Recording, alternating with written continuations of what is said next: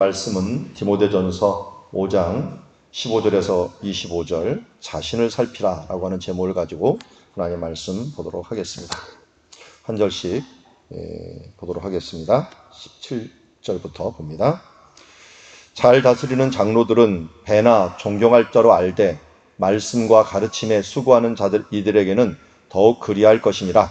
성경에 이르시되 곡식을 밟아 떠는 소의 입에 망을 씌우지 말라 하였고 또 일꾼이 그 삭슬 받는 것은 마땅하다 하였느니라.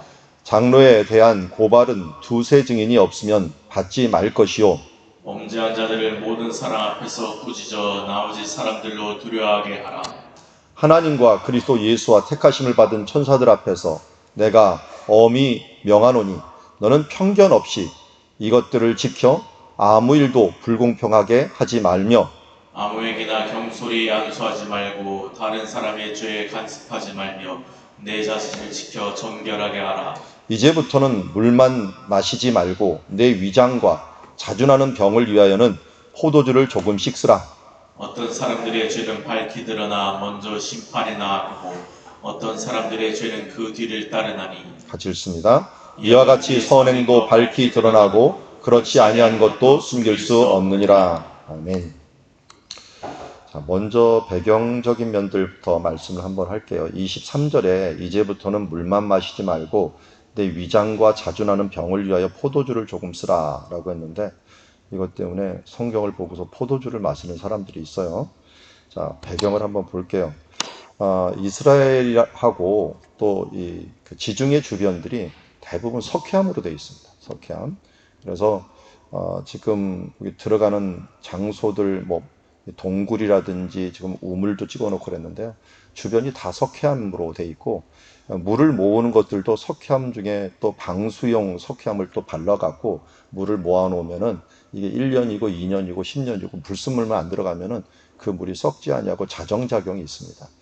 그래서 석회암층으로 돼 있는데 그 석회암도 제가 색깔을 넣었지만 위에는 조금 딱딱한 것 그리고 안에는 좀 연한 것 이런 식으로 한 세 가지 정도가 있습니다. 그래서 세노니안, 세노마니안, 이오센이라고 하는 그런 이름들이 붙여지기도 하는데요. 이오센 같은 경우는 이제 백묵처럼 아주 부드러운 게 있고요. 세노마니안은 굉장히 딱딱한 그런 석회암들이 있습니다.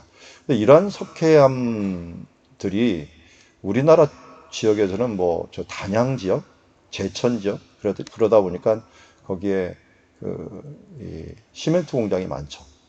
석회암으로 시멘트를 만드니까요. 그런데 우리나라 그 외에는 거의 우리는 화강암 지역으로 돼 있고 편마암 지역으로 다 돼 있습니다. 그래갖고 우리나라 물하고 이스라엘 물하고는 완전히 틀립니다. 각 지역마다 땅이 틀리니까 물이 틀려요. 왜 그러냐면 어디에 물을 담고 있느냐 하는 것들이 이 물의 특징을 많이 결정합니다. 물이 중성이긴 하더라도 물에 흙이 섞여오기 때문에 그 섞여오는 성격 중에 하나가 이 석회암은 알칼리성입니다.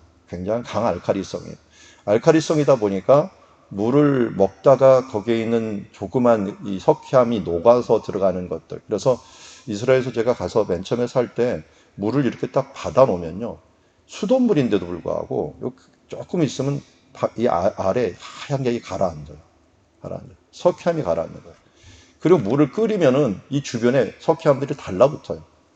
그리고 어떤 집에 가면 그냥 물 끓이는 그릇이 따로 있어요. 왜냐면 끓이면서 이 석회암이 달라붙더라고. 그러면 그 주전자 하나는 그냥 이 하나의 병이 돼 버려요.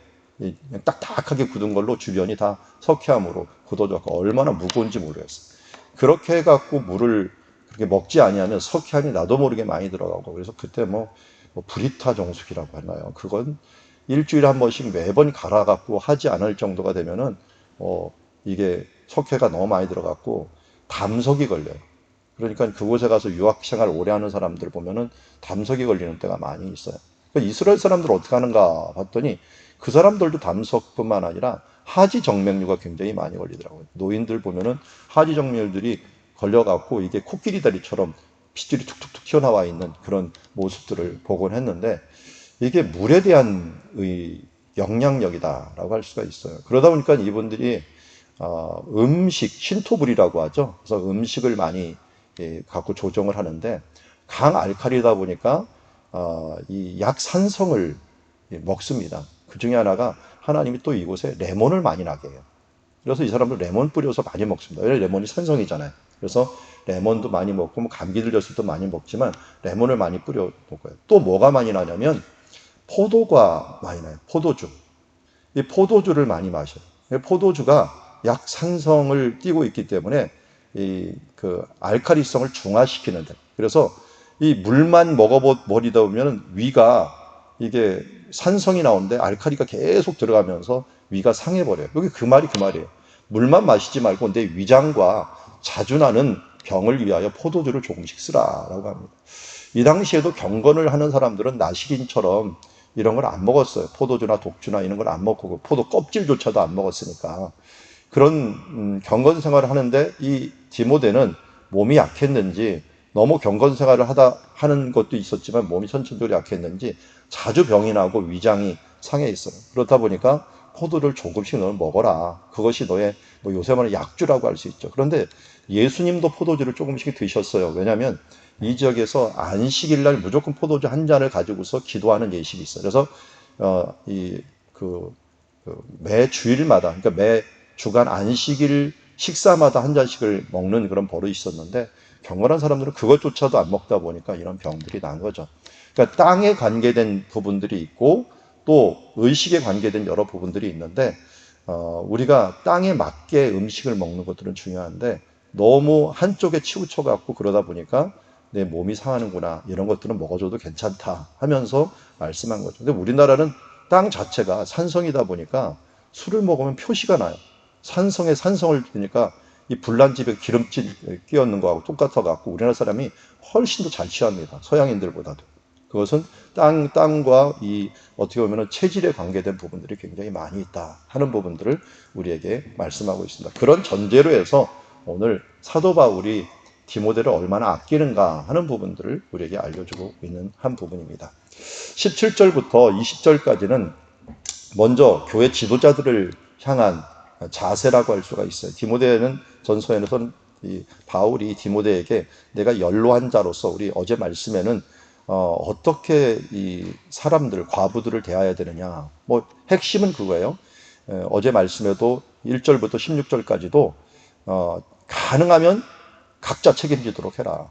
과부들을 향하여 주는 이 연보, 이것 때문에 이 사도행전 교회가 흔들릴 정도가 돼버렸으니까, 그것 때문에 집사를 뽑아야 되고 행정적인 처리를 해야 되니까 너희들이 뭐 자녀가 있으면 당연히 자녀, 그리고 친족이 있으면 당연히 친족, 그리고 또 아는 여자들이라도 싱글이라도 도울 사람이 있으면 도울 수 있는 관계가 있는 사람은 그 사람이 돕고, 그리고 스스로 나이가 젊으면 스스로 뭐 시집을 가든지 해갖고 스스로 해결을 해라. 그리고 어려운 사람, 아주 어려운 사람들, 그 사람들은 실질적으로 과부 명부에 올려갖고 아예 직분자로 세워라.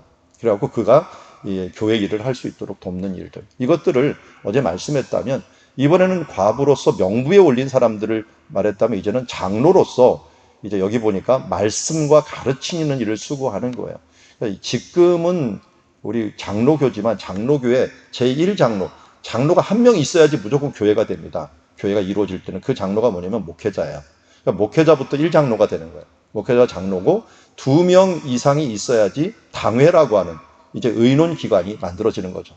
그래서 한 분이 있을 때, 그래서 한 분은 뭐가 되느냐? 위임 장로가 되는 거예요. 위임 목사가 되는 거죠. 그래서 장로교라고 하는 것은 2명 이상이 같이 합의하면서 교회를 대표로서 세워가는 것을 장로교라고 할 수가 있는데, 그러니까 이때도 장로는 목회자라고 할 수가 있어요. 목회자. 어떨 때는 감독이라고도 얘기했지만 장로도 하나의 목회자라고 할 수가 있어요. 그래서 말씀과 가르치는 일들을 한다는 거예요.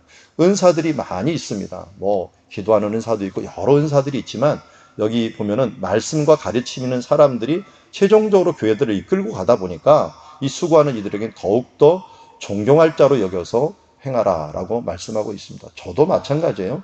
누군가 앞에서 말씀을 전하려면 1차적으로 그에게 말씀의 권위를 주었기 때문에 배나 존경할 자로 존중하면서 말씀을 보지, 그걸 갖다가 뭐 판단하거나 뭘 하는 것으로 하면 마음밭이 일단 누굴 세웠든지 하나님께서 주시는 것이라 생각하면은, 우리 한나와 같아요. 한나가 이 엘리제 수장이 이 한나를 보고 술 취했는 줄 알고 술 좀 그만 마셔라 했더니 한나가 그래서 내가 억울해 갖고 좀 기도합니다 했더니 엘리제 수장이 뭐라 그랬습니까? 민망해갖고 하나님께서 내게 복을 주시기를 원한다. 그랬더니 한나가 그걸 그냥 농담 비슷한 말로 얘기를 하고 그냥 건네는 말로 했는데 그것을 뭘로 받아요? 진담으로 받아요. 그러니까 농담을 닥치로 받은 거죠. 그냥 진담으로 확 받으면서 아멘, 그렇게 될 줄 믿습니다 해갖고 받았는데 그게 그렇게 돼버려요.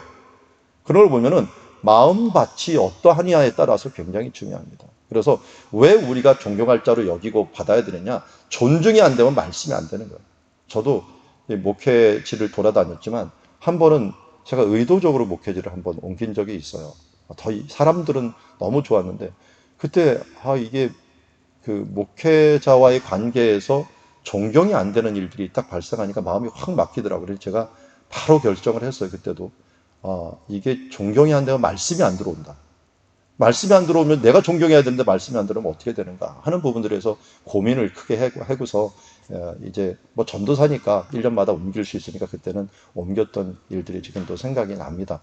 1차적으로 우리가 해야 될 일들은 먼저 존경하는 관계가 돼야 됩니다. 저도 목회자도 그런 관계를 유지할 수 있도록 하기 위해서 옛날에 곽선희 목사님이 하시는 말씀이 있더라고요. 촛불과 같아라. 너무 가까워지지도 말고 너무 멀어지지도 말아라. 너무 멀어지면 어두워지고 너무 가까워지면 뜨거워진다. 그러니까 적절한 관계를 유지하면서 서로 존중하는 관계가 되어라 라고 말하죠. 그래서 너무 막대하는 관계가 되지 말고 사람들과의 관계도 마찬가지입니다. 막대하는 관계, 또 너무 먼 관계 이런 되지 말고 존경할 자로, 존중할 자로서 서야 된다 하는 것을 말씀하고 있습니다. 그러면서 18절에 이렇게 얘기합니다. 성경에 일렀을 때 곡식을 밟아 떠는 소의 입에 망을 씌우지 말라 하였고 또 일꾼이 그 삭슬 받는 것은 마땅하다 하였느니라. 그러니까 사도 바울이나 디모데나 지금 수고하고 있는데 사람들은 자꾸만 이제 주를 위하여 수고하고 사명을 위하여 수고하는 거니까 그냥 무료로 수고하시고 이렇게 얘기를 하는데 성경은 원리가 그렇지 않습니다. 곡식을 밟아 떠는 사람의 소에 망을 씌우지 말라고 하는 것은 소를 위한 것입니까? 소를 위한 것이 아니죠. 이것은 뒤에도 신약성경에도 몇 번 나오는데 소를 위한 것이 아니라 수고하는 사람들에게 마땅한 삭슬 받게 하는 것들은 당연한 거다. 이거 안 주려고 하는 사람은 악랄한 사람이고요. 수고하는데 소가 수고하는데 먹을 걸 안 주는 건 악랄한 사람이죠. 이거. 그리고 또 일을 해야 되는데 너무 탐욕을 부리는 사람들, 이것도 문제가 있는 사람이에요.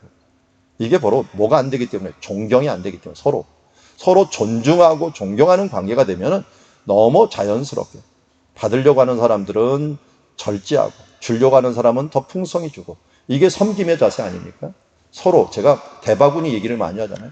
대바구니가 만들어질 때 어떻게 합니까? 만들어질 때 서로 밑에를 껴줍니다. 껴주면 하나가 위로 올라가죠. 위로 올라가면은 이게 또 다른 것을 밑으로 받쳐줍니다. 받쳐주면 또 하나가 올라갑니다. 또 올라가면 자기가 또 밑을 받쳐줍니다.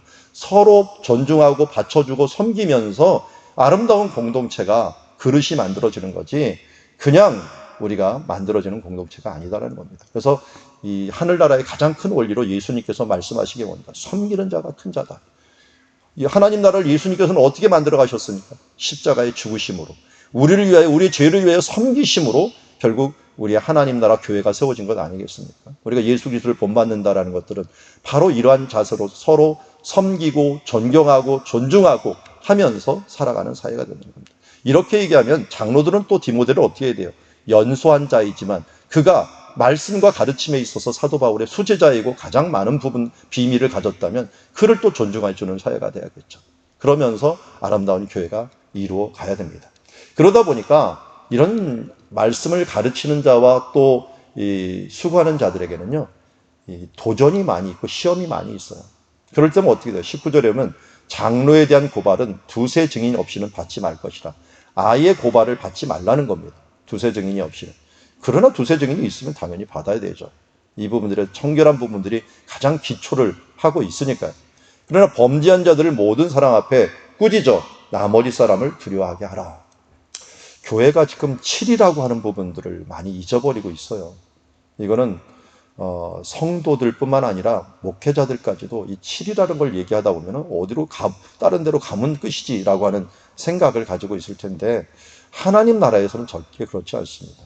이런 7이라고 하는 부분들, 어미꾼 있는 이 부분들은 왜 그러니까 나머지 사람들로 두려워하기 위해서, 모범이 되기 위해서 그렇습니다. 요새 저희도 우리 이제 노예가 있는데 얼마 있으면 노예였는데 이번에도 좀 문제가 있어요. 뭐 문제 있는 목사님에 대해서 그냥 넘어갈 것인가 아니면 일단 조사를 할 것인가. 사람들은 그냥 넘어가자 하는 사람들이 있는 반면에 아니다. 이 부분들은 조사라도 하고 시시비비를 가리자. 그렇지 않았더니 그냥 얼렁뚱땅 넘어간다 하는 부분들이 지금 팽배하게 막 갈려갖고 이번에도 임원회를 우리 교회에서 했는데 그것 때문에 뭐 한두 시간 계속 얘기를 했던 적이 생각이 납니다. 뭐 당연히 저는 그래도 조사를 하고 시시비비를 가리고 가자.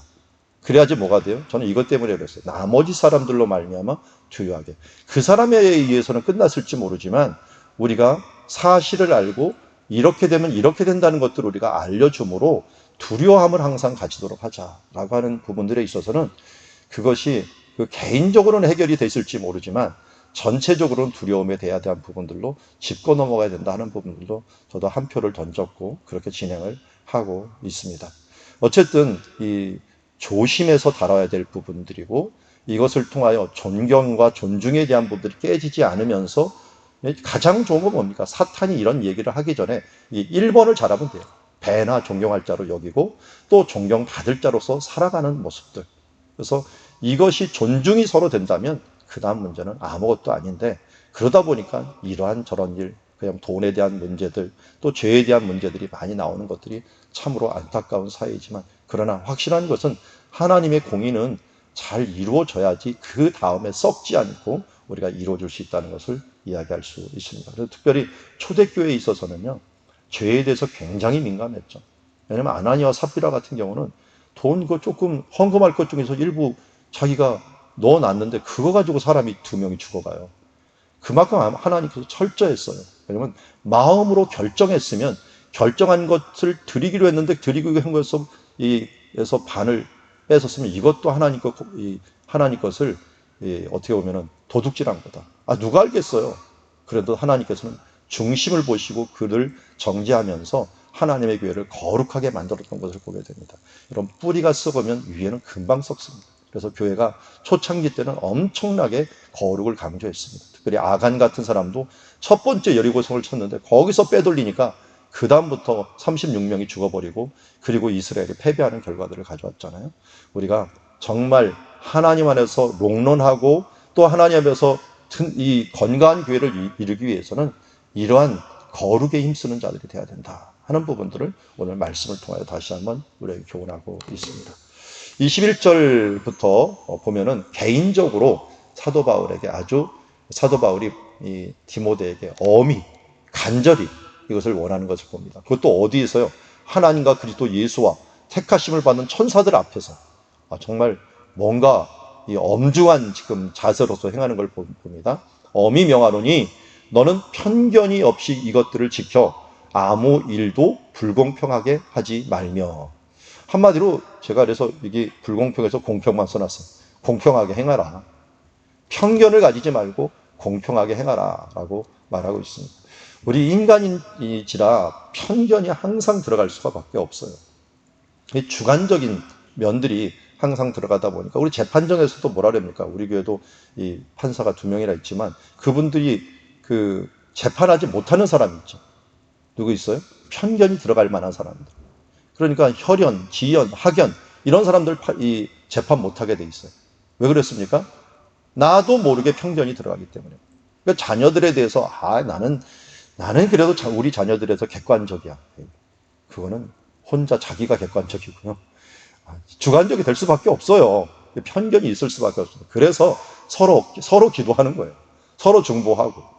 그래야지 객관적으로 기도하면서 서로 도와줍니다. 그래서 이 불공평이 깨져버리면 사람들이 어때요? 지금도 우리 사회가 왜 이렇게 힘듭니까? 뭐 부동산 문제, 또 뭐 입시 비리, 또 군복무, 왜 이거 갖고 사람들이 한번 나왔다면 이걸 빠져나올 수 없습니까? 불공평 때문에 불공평. 우리 자녀들 똑같이 경쟁을 해야 되는데 왜 불공평하게 이것을 이루느냐 하는 부분들이에요.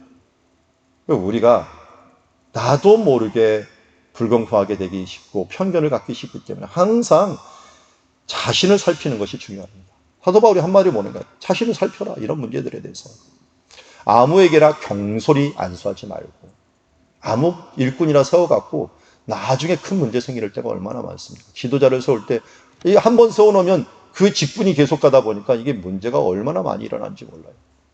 경솔하게 안수하지 말고 다른 사람들이 죄에 간섭하지 말라. 야, 이거는 죄에 간섭을 안 할 수 있을까요? 근데 이거는 경험에 의해서 알게 되더라. 저도 어느 교회, 옛날에 윤상금 권사님이 우리 교회 먼 곳을 다녔는데 새벽 기도를 다니는 그 교회 얘기를 해주더라고요. 한 얼마 전까지 5, 60년 막 부흥하던 교회가 갑자기 무너져갖고 10명도 안 남았다고 그 얘기를 하시더라고요. 왜 그러냐 그랬더니 거기 있는 목사님이 사람 교인들 간에 다툼이 일어났는데 그 다툼을 중재하러 들어갔다가 한쪽에서 삐져갖고 나갔대요. 근데 그 다음 남았느냐? 그 사람들도 나갔대요. 그래서 교회가 다 풍지박산됐다 그러더라고요. 이건 경험적으로 성경에서 얘기하는 거거든요. 다른 죄에 대해서 간섭하지 마라. 그들의 다툼에서 간섭하지 말라. 저도 철저하게 이 원칙을 지키고 있습니다. 여러분들 싸우면은 저보고 와서 저한테 꼬지르지 마세요. 저 말 안 합니다. 기도합니다, 그냥. 기도하면서 하나님 이들 가운데 원만하게 행할 수 있도록 해주시옵소서 하면서 우리가 문제가 생기면 어떻게 되냐면 주 예수 바라보는 거예요. 예수 바라보지 않고 서로 바라보면 싸움밖에 안 나. 그러니까 우리가 문제를 해결하는 길은 딱 하나입니다. 예수님 바라보면 내가 죄인인 걸 알아요. 내가 죄인인 거 알면은 남에게 손가락질 하지 않아요. 그럼 나 회개하다 보면 내가 부드러워지면 손바닥에 안 붙이는 걸요. 그럼 싸움이 안 일어나요. 그러다 보면 예수 바라보다 보면 내가 주님의 인격 받다면 상대방도 어느 사이에 내가 주님 안에서 죄인이 뭐 회개하지 못할 사람이 어디 있고 용서하지 못할 사람이 어디 있겠습니까? 1만 달란트 빚진 내가 어찌 다른 사람들 용서하지 못하겠습니까? 그러다 보니까 그냥 용서하면서 그냥 내려놓게 되면서 간섭하였고 교회를 깨는 일은 최소한 없을 거 아니에요. 내가 성숙하는 길이고 주님 더 바라봐야 되는 시간이다라고 하는 생각을 가지게 됩니다. 특별히 내 자신을 지켜 정결하게 하라. 정결하게 하라. 우리 앞에서도 보았지만 각자 사람들을 대하고 특별히 자기 또래를 대할 때마다 자신을 지켜 정결하게 하고 또 여기 보면 술에 대한 부분들도 나오는 거예요. 술 취하는 거 안 좋습니다. 그렇지만 이 부분들에서 몸을 잘 살펴라라고 하는 것도 있어요. 우리 몸이 하나님의 성령의 전이잖아요. 그러다 보니까 몸도 건강하게 세우는 것들도 참으로 우리가 해야 될 부분이고 특별히 우리의 몸이 거룩한 장소에 있도록 항상 노력을 해야 됩니다. 24절 보면은 어떤 사람들의 죄는 밝히 드러나 먼저 심판에 나아가고 어떤 사람들의 죄는 그 뒤를 따르나니. 여러분 죄라고 하는 것들은요 반드시 드러납니다. 여기 보니까 먼저 드러나는 사람들이 있어요. 먼저 밝히 드러나는데 먼저 드러나는 사람이 있고 뒤에 따르는 사람들이 있어요. 결국은 마지막에는 하나님한테 다 드러나죠. 그렇기 때문에 죄를 짓고서 우리가 숨기는 자가 되면 아주 그건 착오입니다. 이거는 더 썩히고 가시들을 숨기고 결국은 더 인생을 힘들게 만드는 거기 때문에 빨리 회개하고 나와야 됩니다. 저는 죄를 져서 지옥 가는 게 아니고요. 회개하지 않아서 지옥 간다는 걸 항상 기억합니다. 죄가 우리를 타락하게 하는 게 아니라 회개하지 않기 때문에 타락을 해요. 어제도 제가 대전까지 가갖고 새로남교에서 사무엘상을 하다 보니까 또 사무엘상 이야기를 한번 쭉 돌아봤는데 사울 이야기를 했어요. 사울은 정말 안타까워요. 사울이 진 죄보다 다윗이 진 죄가 더 크거든요. 그런데 뭐 경중을 이야기할 수는 없지만 왜 다윗은 선택을 받고 왜 사울은 버림을 받았냐. 사울은 죄를 짓고 나서도 회개할 줄은 몰랐어요. 죄송합니다. 내가 죄를 지었나이다 해놓고서 그러나 사람들 앞에서 나를 높여주시옵소서. 다윗은 어떻게 했어요? 죄를 지적받자마자 골방에 들어가고 눈물로 침상을 씌우면서 하나님 앞에 하나님이 민망해할 정도로 기도를 하고 회개의 기도를 해서 회개의 열매를 맺었는데 사울은 사람들 앞에서 끝까지 자기를 높여달라고 하면서 결국 회개의 열매를 맺지 못했어요. 여러분 요셉이 왜 2년 이상을 형들에게 자기 정책을 안 밝혔습니까? 형들이 자기 죄를 잘못했다는 걸 말은 했어요. 자기 앞에서. 그런데도 왜 요셉이 침묵했을까요? 형들을 보면서. 회개에 합당한 열매가 있어지기를 원했던 거예요. 그러다 보니까 유다가 나와갖고 내가 대신 팔리겠습니다 하면서 합당한 열매를 맺었잖아요. 그래서 사도 세례 요한조차도 너희가 회개하여 합당한 열매를 맺으라고 우리에게 얘기하고 있는 것을 봅니다. 우리는 그냥 반성 정도로만 되지 않습니다. 잘못했습니다. 회개하는 것으로만 되지 않습니다. 회개에 합당한 열매를 가지고 나아갈 때 이 죄에 대한 문제들이 온전히 해결될 수 있다는 겁니다. 반대로요. 선행을 행하고서 낙심하는 사람들이 있어요. 선행을 행하면요. 이것도 마찬가지예요. 이와 같이 선행도 밝히 드러나고 그렇지 아니한 것도 숨길 수 없느니라. 선행은 좀 드러내고 싶죠. 간증이라고 생각하면서 좀 드러내고 싶은데 이게 입이 근질근질해 갖고 드러내고 싶은데 참 숨기고 가야 될 것들이 있는데 저도 잘 못해요. 왜냐하면 목회를 하다 보니까 가끔 제가 잘한 것도 좀 얘기해야 될 거 아니에요. 그러다 보면 예화를 들다가 하다 보면 입이 끝나고 나면 허전해요. 이거 천국 가지고 가야 될 걸 갖다가 왜 내가 이걸 얘기를 했나 하는 생각이 들어요. 여러분 선행을 꽁꽁 안 해놓고 주님 나라 가서 받을 것을 생각. 이쪽에서 선행해갖고 칭찬받으면 어떡해요? 이건 여기서 다 날아가는 거예요. 하늘의 상급이 없어져 버리는 거예요. 우리가 알고. 그런데 이 부분들은 나도 모르는 사이에 드러나게 되죠. 나도 모르는 사이에. 이런 삶들을 우리가 살아갈 때, 이 하나님께 정말 자신을 살필 수 있는 삶을 살아간다는 것입니다. 자, 먼저 자신을 살피라라고 했는데, 판단하고 공평한 일들에 있어서 정말 자신을 살피고, 특별히 판단함에 있어서 우리가 우리 앞에 지도자들에 대해서, 수고하는 사람들에 대해서 어떻게 제대로 판단하고 대접해 줄 것인가. 공경하는 사람, 존경한 삶들 나가야 될 것이고요. 또 자신의 건강에 대해서도 우리가 경건에 대해서도 잘 살펴보고 죄나 선행이 항상 드러난다는 사실들을 우리가 잊지 아니하고 자신을 살피고 또 서로를 존중하는 삶으로 살아가는 우리 주님의 자녀들이 되기를 주의 이름으로 축원합니다.